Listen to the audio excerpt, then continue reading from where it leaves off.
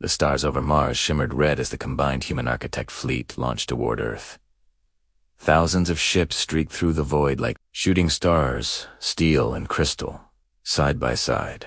At their center hovered the Aegis core, now radiating with pure energy, guided by the consciousness of Captain Ryan Cross. From the command deck of the flagship Helios Vanguard, Lieutenant Arya watched the Earth grow larger in the distance blue, fragile, and unaware of the horror approaching. The destroyer Armada was already in orbit, their ships blotting out the sun, forming a dark ring of death around the planet. Arya, they've begun the siege. Ryan threw comms, then we end it before it reaches the surface. The Aegis fleet emerged from hyperspace in a burst of light. Energy shields rippled, and plasma cannons locked on target. For the first time in history, humanity wasn't defending, they were attacking. The first wave hit like a storm. Architect energy beams cut through destroyer cruisers, while human missile barrages filled the void with fire. The Earth's orbit became a glowing battlefield, explosions reflecting off oceans far below. Ryan's consciousness moved through the battle like lightning, his mind connected to every ship, every defense drone. He could feel the rhythm of war, predicting every movement of the enemy before it happened. Ryan, focus fire on the Harbinger-class ships.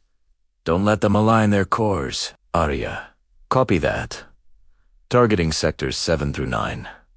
The fleet responded in perfect unison, human instinct guided by architect precision. For a moment, victory seemed within reach. But then, the darkness shifted. From the shadow of the moon, a massive portal tore open. A swirling rift of red energy. Out of it emerged something colossal. A planet-sized destroyer fortress, pulsing like a living heart. The architects had a name for it. Oblivion Prime, Arundel Architect Leader. That is their source. Every destroyer command originates from there. Ryan, then that's where we go. Ryan focused his energy through the Aegis core.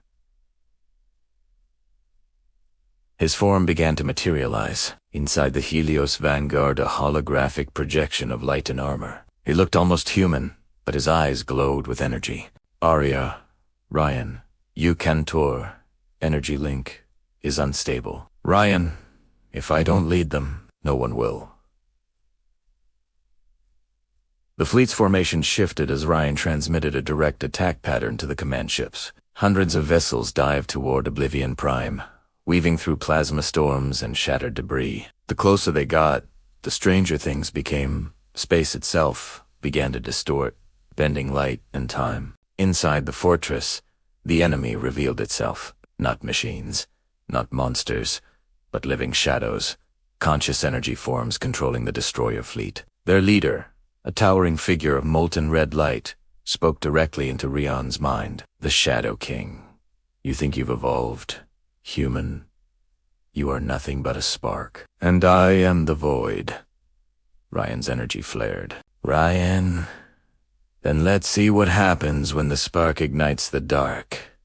The Aegis core roared to life. A massive pulse of blue energy spread across the battlefield, cutting through the darkness. Oblivion Prime trembled as its armor began to fracture. But the victory came at a cost.